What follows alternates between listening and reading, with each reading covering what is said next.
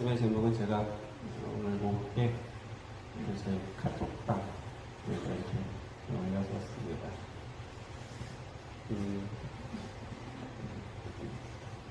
아시는 것처럼 이 우한 폐렴 때문에 난립니다. 중국에서는 확진자가 10,000명에 육박했다라고 나오고요. 어제 하루만 43명이 이제 목숨을 잃었다고 나오고 있습니다. 중국에서만 전체 사망자가 200명이 훨씬 넘었습니다. 우리나라도 이렇게 긴장하고 이렇게 좀 예의주시하기는 마찬가지인 것 같습니다. 오늘 보니까 4명이 더 나왔다 그러죠? 확진자가 4명이 더 나왔고, 그래서 오후 3시 기준으로 11명이라고 합니다. 이제 이 무한폐렴 얘기가 나올 때부터 이제 전문가들이 하는 얘기가 뭐였냐면, 더 걱정되고 염려되는 것은 2차 감염이라고 얘기를 했었는데, 우리나라에서도 2차 감염자가 나오기 시작했습니다. 6번째 환자는 3번째 환자하고 뭐 했다 그래요? 밥 먹었다 그래요.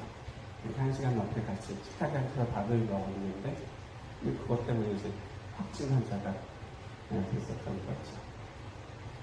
이제 그렇게 2차 감염 얘기가 나와서 그런지 이제 무슨 지도까지 나왔어요?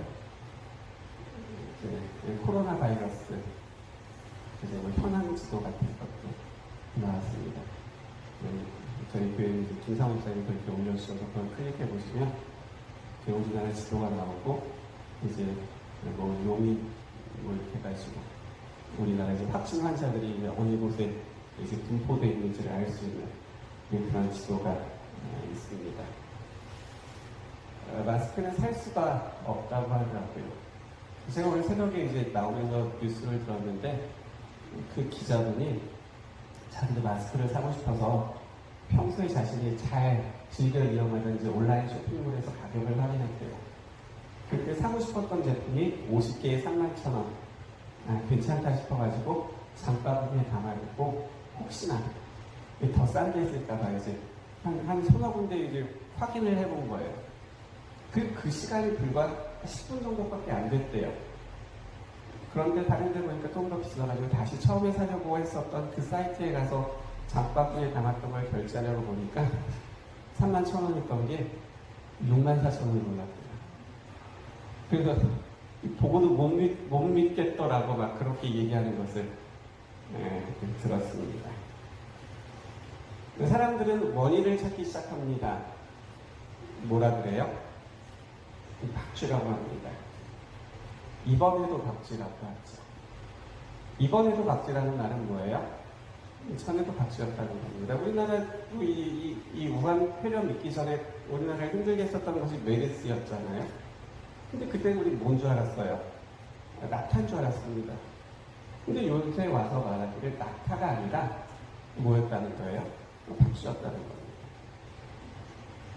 메르스도 낙타가 아니라 박쥐였고, 아프리카에서 발병했던 그 에볼라 바이러스도 박쥐였고, 그 다음에 방글라데시 쪽에서 아주 힘들게 했었던 그 니파 바이러스도 박쥐였다고 그렇게 말을 합니다.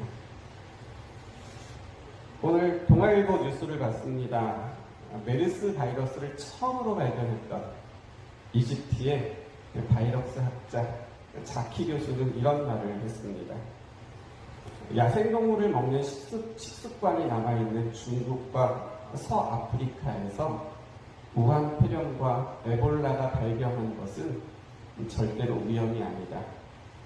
식습관을 바꾸고 불필요한 개척 작업을 줄여 야생동물과의 접촉을 최소화해야 한다. 야생동물을 먹는 행위가 사라지지 않으면 신종, 코로나 바이러스, 감염증 같은 바이러스의 공격은 계속될 것이다. 라고 그렇게 인터뷰하는 것을 봤습니다. 기사를 보면서 그런 생각을 했습니다. 그러면 야생동물을 안 먹으면 이제 야생동물하고 접촉하고 그 다음에 그것을 먹으면서 그 뭐 박쥐나 뭐 그런 야생동물 속에 있었던 그런 바이러스들이 사람들에게 이게 옮겨지면서 이제 병이 나타나고 하는데, 그러면 먹지 않고 접촉하지 않으면 그러면 이런 바이러스의 공격 같은 것들이 줄어들고 사라질까라는 생각이었습니다. 여러분 생각은 어떠십니까? 접촉하지 않고 먹지 않으면 사라질까요? 줄어들까요?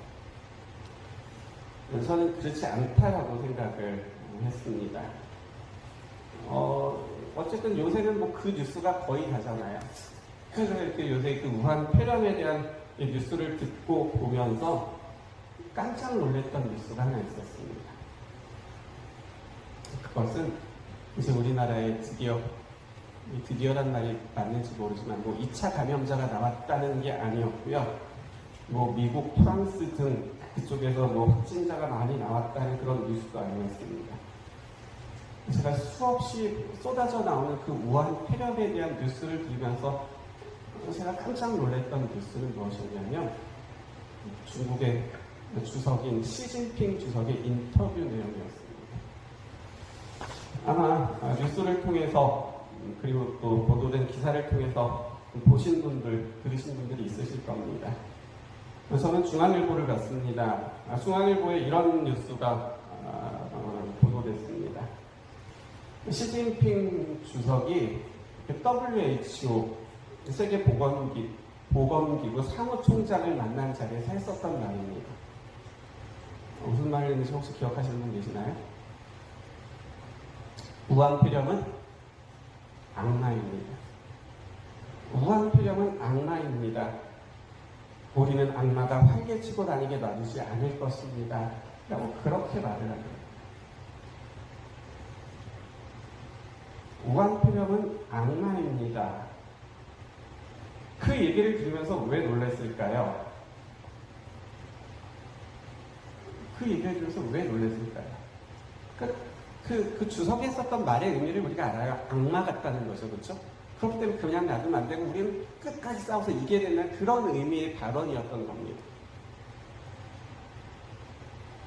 그럼에도 불구하고 제가 그 뉴스를 들으면서 시진핑의 입에서 우한폐렴은 악마입니다라는 그 표현을 들으면서 제가 놀랬던 것은 그 말을 들으면서 무엇이 생각났기 때문이었냐면 그 대쟁표라는 말씀이 생각났기 때문이었습니다. 대쟁표 589쪽에 이렇게 기록되어 있습니다. 그는 지금도 역시 활동하고 있다. 이어서 그는 누굴까요? 사탄입니다. 사탄은 지금도 역시 활동하고 있다.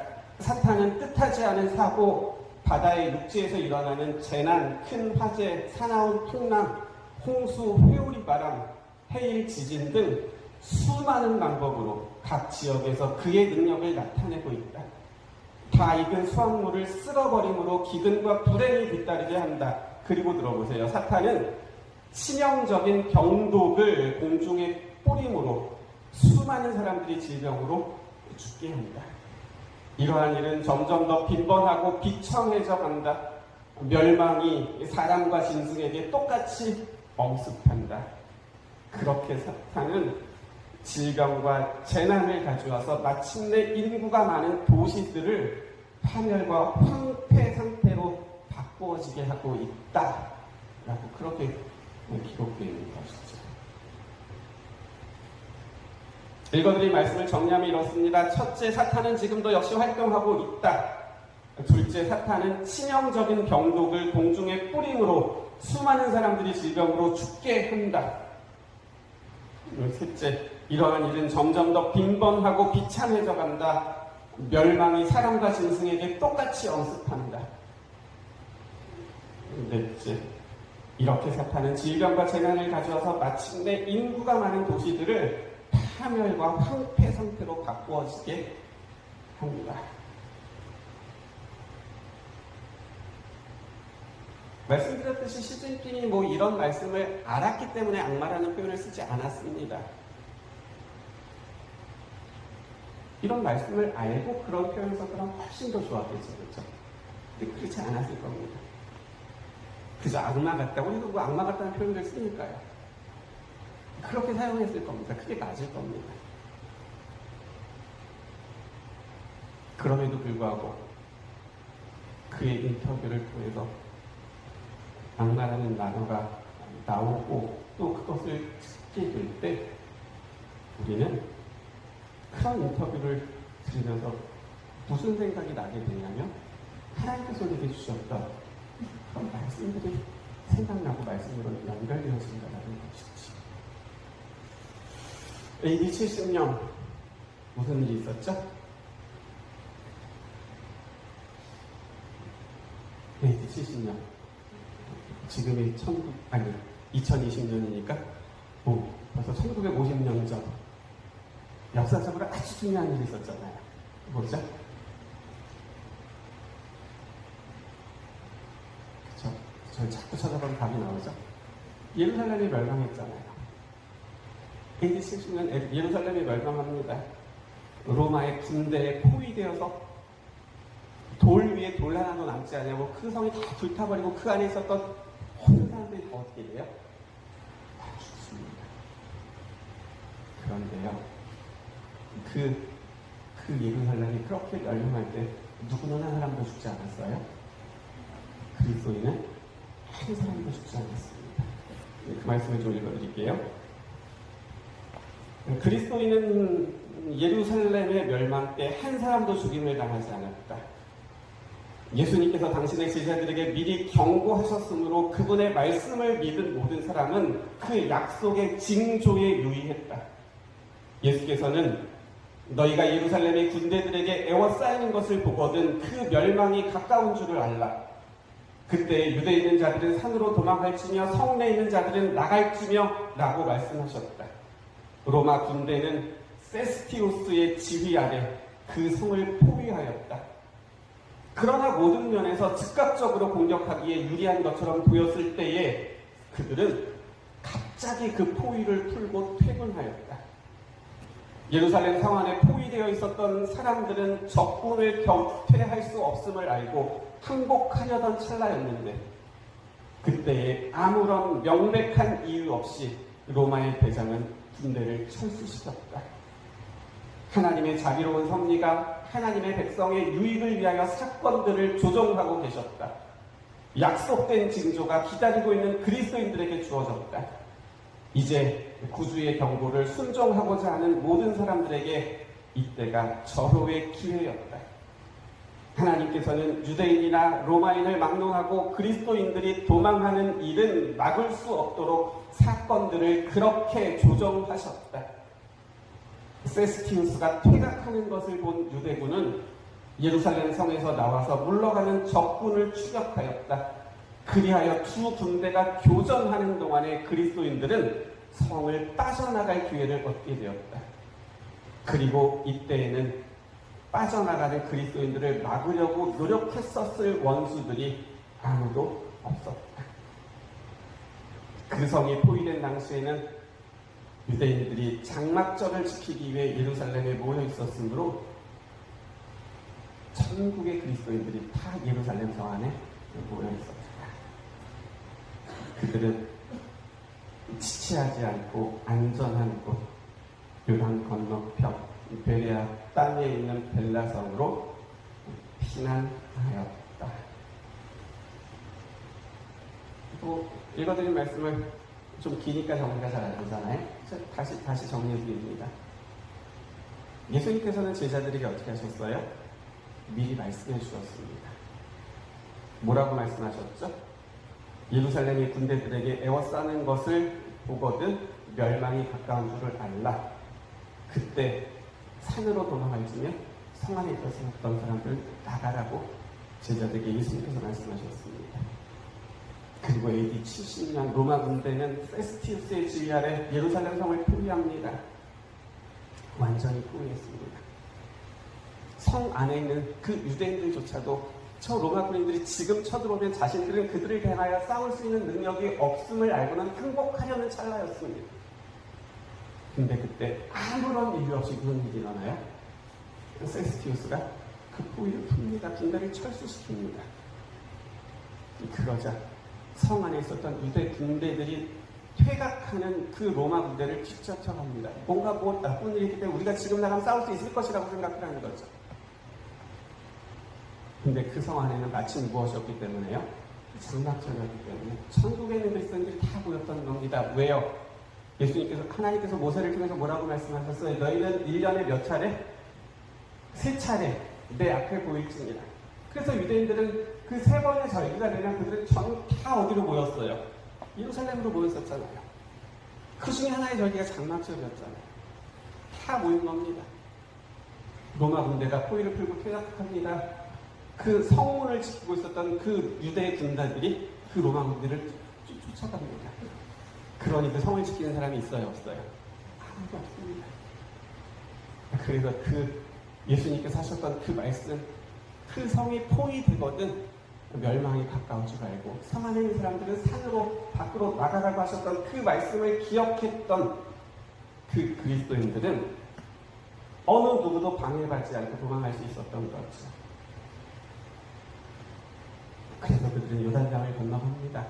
베레아 땅으로 갑니다. 벨라성으로 들어갑니다. 그리고 그들은 그렇게 한 사람도 예루살렘이 멸망할 때 죽임을 당하지 않았었던 거죠. 그러면요, 그때 피난하지 않았던 사람들, 그 성 안에 여전히 있었던 사람들은, 그 유대인들은 어떻게 되었습니까? 보세요. 이런 말씀이 있습니다. 남은 사람들이 기근과 온역으로 죽었다. 혈연적인 애정은 사라진 듯하였다. 남편은 아내는 남편의 것을 도둑질하였다. 늙은 부모의 입에서 음식을 빼앗는 자식들도 볼 수 있었다. 또한 1400년 전 선지자가 다음과 같이 예언한 경고도 이루어졌다. 너희 중에 유순하고 연약한 부녀, 곧 유순하고 연약하여 그 발바닥으로 땅을 밟아보지도 아니하던 자라도 그 품의 남편과 그 자녀를 질시하여 그 다리 사이에서 나온 태와 자기의 낳은 어린 자식을 가만히 먹으리니 이는 내 대적이 내 생명을 애워싸고 맹렬히 쳐서 곤란케 함으로 아무것도 얻지 못함이니라. 그 성 안에 남아 있었던 사람들에게 무슨 일이 있었던 거예요? 혈연적인 애정은 사라진 듯한 일이 일어난 겁니다. 먹을 것이 하나도 없자 늙은 부모의 입으로 들어가는 그 음식을 어린 자식이 뺐습니다. 그리고 누구한테 집어넣는 거예요? 자기를 집어넣는 일이 일어난 겁니다. 자기 태에서 낳은 자기 자식을 어떻게 먹는다고요? 가만히 먹는다고요. 정말 그런 일이 있었을까요? 역사학자였던 요세푸스는 유대 전생사라는 책을 통해서 그 일이 정말 그 예루살렘에서 있었다는 것을 확인해 줍니다. 질문이 있습니다. 예루살렘에 있었던 그 많은 유대인들은 여러분 왜 죽었을까요? 로마 군대가 다시 포위를 하고 공격했기 때문이었습니까? 물론 그렇게 보입니다. 그렇게 했었던 것도 사실이고요. 하지만 로마 군대가 다시 공격을 했어도 그들은 죽지 않고 살 수 있었습니다. 왜요? 그리스도인들은 단 한 사람도 구하지 않았기 때문에요. 죽지 않았기 때문이죠. 그렇기 때문에 예루살렘이 멸망했었던 그때 AD 70년 죽었던 그 많은 유대인들은 로마가 다시 공격을 했기 때문에 죽은 것이 아니라 감당할 수 없는 군대와 그 용맹하고 날렵한 군사들이 칼을 가지고 창을 가지고 와서 휘둘렀기 때문에 그래서 죽은 것이 아니라 예수님께서 주셨던 그 경고의 말씀에 주의하지 않고 다시 말해서 그 말씀을 존중하지 않고 그래서 기억하지 않았기 때문에 죽었던 것이죠. 그래서 그 예루살렘 전쟁은 영적인 전쟁이었습니다. 누구의 칼과 창이 더 강했느냐의 대결이 아니라 예수님께서 주셨던 말씀을 존중하고 기억하고 그래서 따르고 순종했던 그리스도인들과 그렇게 존중하고 기억하고 따르고 순종했던 그래서 살았던 그리스도인들과 기억하지 않고 무시하고 존중할 가치가 없는 것으로 여겼던 남은 유대인들의 이야기였던 것이죠. 그러면요, 오늘 지금 우리가 살아가고 있는 지금 우리에게 일어난 이런 신종 코로나 바이러스 감염의 문제는 어떻게 봐야 될까요? 사람들이 야생동물을 죽이고 그냥 막 잡아먹어서 그래서 그 바이러스가 사람의 몸속으로 들어와서 생기는 그런 문제일까요? 물론 과학적으로는 그렇게 설명할 것입니다. 그런데요, 우리가 주목할 것은 그런 과학적인 설명 이전에 우리는 그리스도인이라는 것이지. 그리고 예수님께서 우리에게 무엇을 주셨다는 거예요? 우리에게 말씀을 주셨다는 겁니다. 우리에게는 예루살렘의 멸망을 위하여 예수님께서 경고의 말씀을 주셨던 것처럼 이때를 위해서도 우리에게 무엇을 주셨다는 거예요? 말씀을 주셨다는 것이죠. 이제 누가복음 21장 봅니다. 21장 11절입니다. 신약성경 누가복음 21장 11절입니다.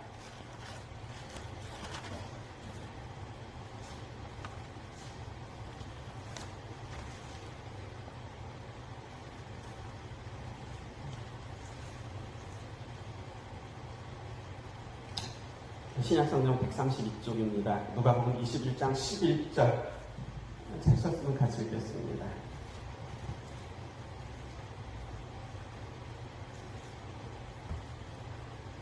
곳곳에 같이 읽습니다. 시작. 곳곳에 큰 지진과 기근과 전염병이 있겠고 또 무서운 일과 하늘로부터 큰 징조들이 있습니다.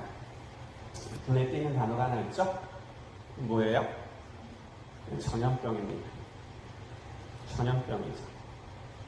근데 지금 우리가 여러분이 가지고 계신 그 개정판 성경은 전염병이라고 기록하고 있지만 여러분들이 예전에 읽었던 개역 한글판 성경에서는 이 전염병을 온역이라고 번역하고 있습니다. 온역이라고 번역하고 있어요. 그래서 아까 읽어드렸던 그 대생편에서도 온역이라는 표현을 사용하고 있습니다. 온역이라는 말이 뭔지를 좀 찾아봤습니다. 그랬더니 열증, 열을 동반한 집단 발병된 전염병이다라고 그 단어를 설명하고 있더라고요. 그래서 11절 말씀을 다시 보면 열을 동반한 집단 발병된 전염병이 있을 것이다 라고 말씀하시는 겁니다. 하지만 더 중요한 것이 있습니다. 그것은 무엇인가 하면 지금 우리는 예수님께서 하고 계시는 그 설교 가운데 한 말씀만을 봤습니다. 그런데 지금 예수님께서 하고 계신 그 말씀이 어디까지 이어지냐면 36절까지 이어지는데요. 우리가 다 읽지는 못하고 28절을 보겠습니다.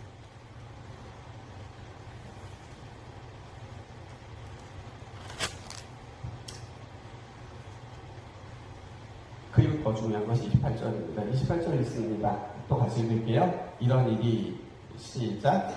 이런 일이 되기를 시작하거든 일어나 머리를 들라. 너희 속량이 가까웠느니라 하시더라.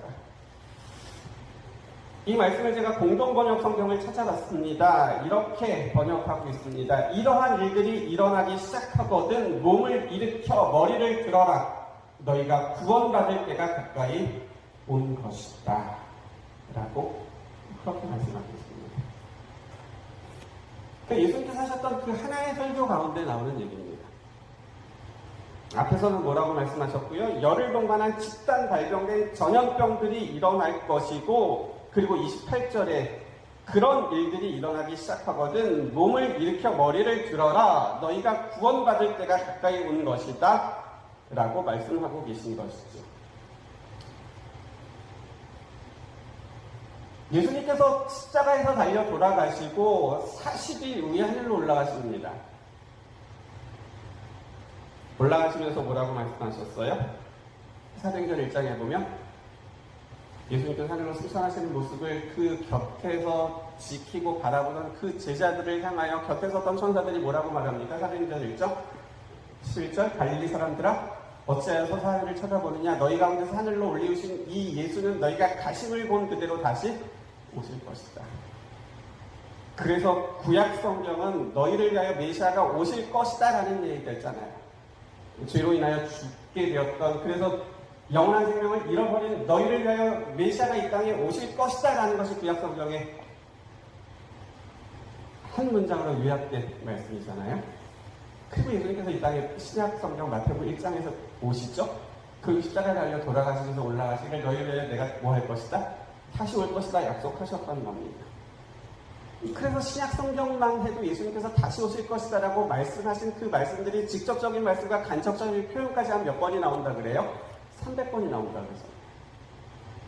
그리고 성경의 맨 마지막 책인 요한계시록 맨 마지막 장 마지막 절은 어떻게 맞춰지게 돼요? 이것들을 증거하신 이가 가라사대 내가 진실로 속히 오리라 말씀하시고, 그렇게 말씀하신 것에 대해서 요한이 뭐라고 대답을 해요? 아멘, 주 예수여 오시옵소서. 예수님께서 이 땅에 오신다고 말씀하셨습니다. 그렇기 때문에 우리는 예수님께서 이 땅에 오실 수 있는 그때에 살아가고 있다는 것을 압니다. 여러분들은 예수님께서 곧 오실 겁니다라는 그러한 이야기를 언제 처음 들으셨습니까? 예수님께서 이 땅에 오실 겁니다. 재림하실 겁니다. 우리 그때가 됐습니다. 우리 예수님 맞을 준비해야 됩니다라는 그 얘기를 언제 처음 들으셨습니까? 저는 생각해보니까 저는 40년도 넘었더라고요. 그 얘기를 들으면. 저는 어렸을 때부터 그 얘기 들었습니다. 뭐 여기 계신 분들 다 마찬가지라고 생각해봅니다. 그런데요, 하도 많이 듣다 보니까, 그런 얘기를 이제 하도 많이 듣다 보니까 이제 그 얘기가 뭐처럼 느껴지는 거예요? 진짜인가? 딱 거짓말처럼 느껴지는 거죠. 제가 거짓말처럼 느껴진다라고 표현한 것은 우리가 그걸 믿지 않는다는 말이 아닙니다. 예수님께서 이 땅에 오실 것을 우리는 믿습니다. 그렇죠? 그런데 우리가 그렇게 지식적으로 동의하는 것만큼 우리의 피부로 우리의 삶 속에 모아지지 않는 거예요. 느껴지지 않는 겁니다. 오신다는 것은 알아요. 그리고 나도 그걸 기다리는 믿음을 가지고 있어요. 그런데 그것이 멀게만 느껴지는 거죠. 믿는 만큼 느껴지지 않는다는 겁니다. 벌써 오래전이죠. 수천 년 전입니다. 모세가 이렇게 말합니다. 너희가 적군에게 애워싸이고 맹렬한 공격을 받아 곤란을 당함으로 하나님 여호와께서 너희에게 주신 그 자녀 내 몸의 소생의 살을 너희가 먹게 될 것이다. 누가 한 말이에요? 모세가 한 말입니다. 어디서요? 신명기 28장 53절에 한 말씀입니다. 생각해 보세요. 이 말씀을 들었을 때 이스라엘 백성들이 뭐라고 생각을 했을까요? 그러니까 우리가 이스라엘 백성들인 거예요. 모세가 이 앞에 서서 말하는 겁니다. 이제 고별 설교하는 거죠. 신명기 모세의 고별 설교잖아요. 근데 모세가 뭐라고 말해요? 여러분들의 후손들이 여러분들이 낳은 여러분들의 자녀의 살을 먹을 겁니다 라고 말하는 겁니다. 그 말을 들었을 때 그 백성들은 무슨 생각을 했을까요? 에이, 좀 뻥이 심하지네. 설마 그렇게 생각하지 않았을까요?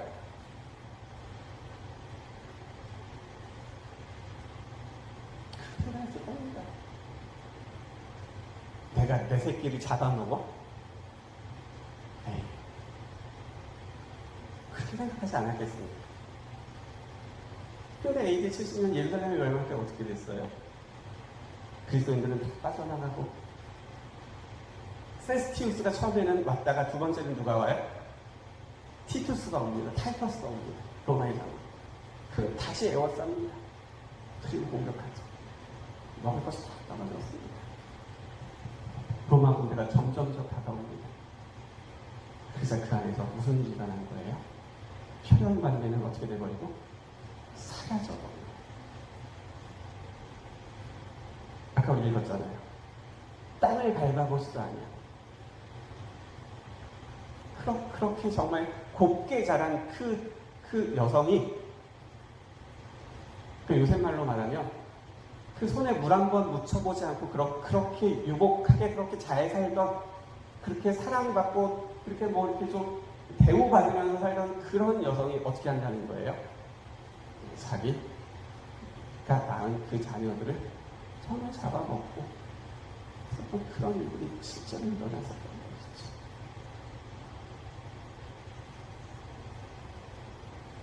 그래서 또 그럽니다. 선지자가 말한 경고가 정말 이루어집니다.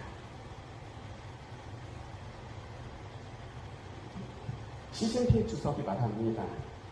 무한투령은 악마입니다. 그 말의 의미가 뭔지 압니다. 그만큼 힘들게 한다는 거죠. 그만큼 괴롭다는 거죠. 그만큼 나쁘다는 겁니다. 당장 쳐서 없애버리고 싶다는 그런 의지의 표현인 거죠. 그런데 우리는 그렇게 말하는 그 시 주석이라는 사람의 그 입을 통해서 나오는 그 단어 하나를 통해서도 우리는 무엇을 들을 수 있는 거예요? 하나님께서 그 사람을 통해서 말씀하시는 그분의 음성을 듣게 되는 것이죠.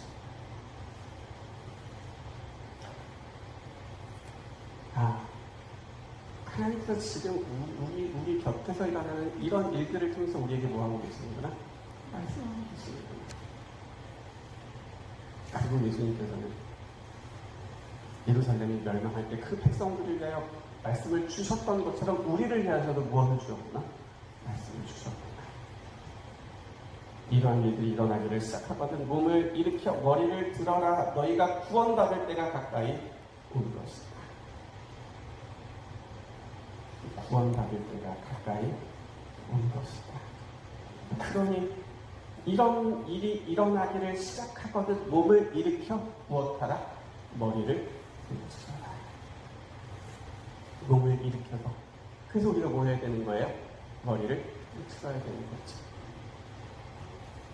그 몸을 일으켜서 머리를 든다면 우리가 어떻게 해야 될까요? 몸을 일으키라고 했으니까 일으켜야 되잖아요. 머리를 들라고 했으니까 이게 졸지 말고 이게 몸을 들어야 되잖아요. 그렇죠? 그거 어떻게 해야 될까요? 그것이 시편 91편입니다.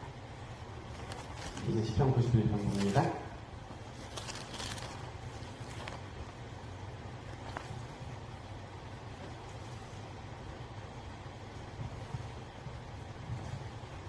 네, 3절부터 7절 먼저 보겠습니다. 시편 91편 3절부터 7절입니다. 구약성경 870쪽이고요. 시편 91편 3절부터 7절 이 말씀 같이 읽겠습니다. 큰 소리로요. 이는 같이 읽습니다. 시작. 이는 그가 너를 새 사냥꾼의 올무에서와 심한 전염병에서 건지실 것입니다. 그가 너를 그의 깃으로 덮으시리니 그가 그의 날개 아래 피하리로다. 그의 진실함은 방패와 손방패가 되시나니 너는 밤에 찾아오는 공포와 낮에 날아드는 화살과 어두울 때 퍼지는 전염병과 밝을 때 닥쳐오는 재앙을 두려워하지 아니하리로다. 1000명이 내 왼편에서 10,000명이 내 오른편에서 엎드러지나 이 재앙이 내게 가까이 하지 못하리로다. 여러분 이 말씀 기억하시나요? 기억하시죠? 뭐죠? 이거 뭐예요? 올 2020년 첫 번째 예배 때 제가 여러분들에게 드렸던 말씀이고 매일 이 말씀을 뭐 해야 된다고요? 매일 아침 이 말씀을 읽으면서 하루를 시작해야 된다고 말씀드렸잖아요.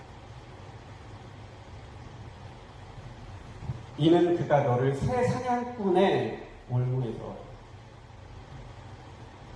새 사냥꾼 이 새가 뭐로 보여요? 닭주로 보이잖아요. 그렇죠? 새 사냥꾼의 올무에서 심한 전염병에서 건지실 것이고 그가 너를 그의 깃으로 덮으시리니 내가 그의 날개 아래 피하리로다. 5절 너는 밤에 찾아오는 공포와 낮에 날아드는 화살과 어두울 때 퍼지는 전염병과 밝을 때 닥쳐오는 재앙을 두려워하지 아니하리로다. 1000명이 내 왼쪽에서 10,000명이 내 오른쪽에서 엎드러지나 이 재앙이 내게 가까이 하지 못하리로다. 그런데 주목할 것은 지금 우리가 읽은 3절부터 7절의 말씀을 누가 하시겠다는 거예요? 하나님께서 그렇게 우리를 위해서 해주시겠다고 하신 약속입니다. 그렇기 때문에 우리는 예수님께서 말씀하셨던 우리가 일어나서 머리를 든 다음에 해야 될 것이 무엇인지를 그래서 우리는 몇 절에서 보게 되냐면 2절에서 보게 되는 겁니다. 2절입니다. 이번에는 더 큰 목소리로 읽겠습니다. 나는 시작. 나는 여호와를 향하여 말하기를 그는 나의 피난처요 나의 요새요 내가 의뢰하는 하나님이다 하리니. 9절에서 다시 한번 반복됩니다. 내가 말하기를 여호와는 나의 피난처시라 하고 지존자를 너의 거처로 삼았습니다. 지금 우리가 읽은 2절 말씀과 9절 말씀은 우리가 일어나서 머리를 들고 무엇을 해야 되는지를 우리에게 가르쳐 줍니다. 그것은 고백하는 것이고 그것은 선언하는 것입니다. 어떻게 해요? 여호와는 나의 피난처시요 나의 요새요 내가 의뢰하는 하나님입니다 라고 그렇게 일어나서 머리를 들고 뭐 하는 거라고요? 고백하고 선언하는 겁니다. 여호와는 나의 피난처요 나의 요새요 내가 의뢰하는 하나님입니다. 브리처스 주석은 이 말씀을 이렇게 설명하고 있습니다. 하나님의 날개 아래 거한다는 것이 무사태평한 삶을 보장한다는 뜻은 아닙니다. 두렵고 답답하며 놀랄만한 화가 오더라도 그 재앙이 하나님을 의지하는 자를 엄몰시키지 못한다는 것입니다. 그들에게 화나 질병, 재앙의 위협이 없는 것은 아닙니다. 그러나 시편 기자는 어떠한 위협도 하나님의 허락 없이는 믿는 자를 결코 상하게 할 수 없다는 사실을 강조합니다. 일어나지 않는다는 것이 아닙니다. 일어납니다. 그런 일들이 우리 주변에서 일어나죠. 하지만 우리가 뭐 했기 때문에요? 여호와는 나의 피난처요 나의 요새요 내가 의뢰하는 하나님이다 라고 우리가 그렇게 고백하고 선언했기 때문에 그러한 질병들이 다가오게 될 때 하나님께서 뭐 하지 않으시면요 허락하지 않으시면 믿는 자를 상하게 할 수 없다는 사실을 강조한다고 말하고 있는 것이죠. 그래요. 우리가 그렇게 고백하고 우리가 그렇게 선언할 때 하나님께서 그분의 깃으로 덮어주시고 그래서 우리가 그분의 날개 아래 거할 수 있기 때문이라는 것이죠. 그렇기 때문에 사탄이 아무리 새로운 전염병을 가지고 사람들과 동물들을 공격해서 어떤 도시들을 파멸하게 이르게 한다 할지라도 우리는 절대 결코 두려워할 이유가 없는 것이죠. 하나님께서 우리를 그분의 깃으로 덮어주시고 그렇게 일어나서 머리를 들고 고백하고 선언하는 우리를 위하여 그분의 날개 아래 거하게 하실 것이기 때문이죠. 그래서요, 우리는 이런 전염병들이 계속해서 일어나는 것을 보면서 우리는 기억해야 합니다.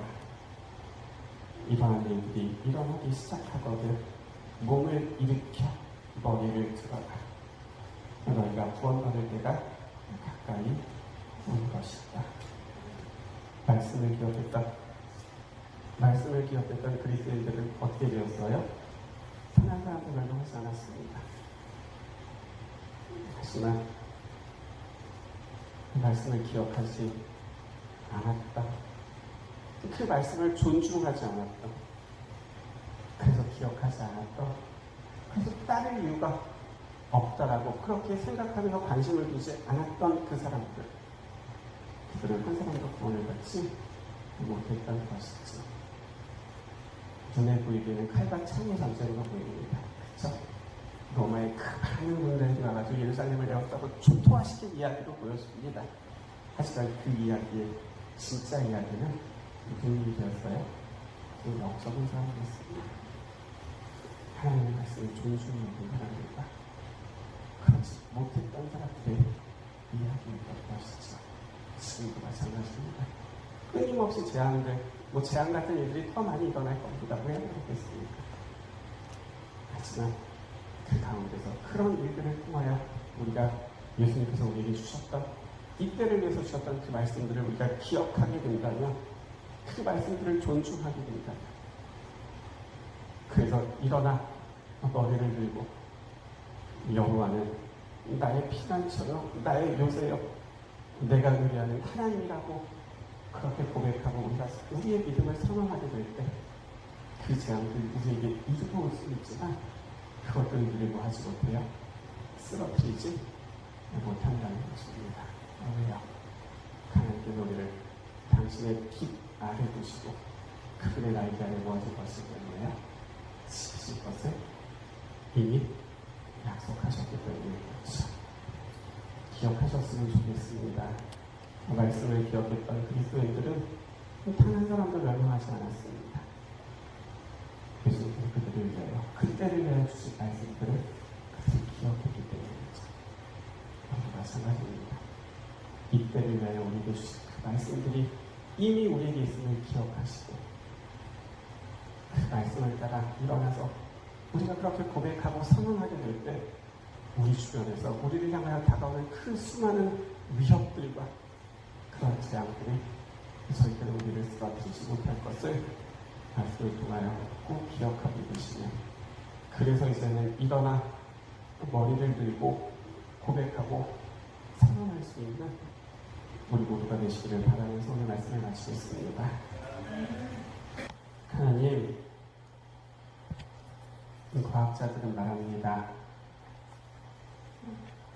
야생동물들과 접촉하고 또 그것들을 먹음으로 인해서 그래서 그 야생동물들 속에 있었던 그 바이러스가 사람의 몸속으로 들어가서 그래서 열이 나게 하고 기침이 나게 하고 그리고는 사망에 이르게 한다고 그렇게 설명합니다. 그들의 말이 틀리지는 않을 겁니다. 그런 일들이 있었기 때문이죠. 하지만 성경은 우리에게 더 중요한 이야기를 들려줍니다. 정말 마지막 때가 된 것을 안 사탄이 힘있게 활동하고 있다는 겁니다. 치명적인 병독을 뿌림으로 사람들과 동물들 다 파멸이 이르게 하고 정말 큰 도시들조차도 황폐케 만들어버리고 있다고 그렇게 말합니다.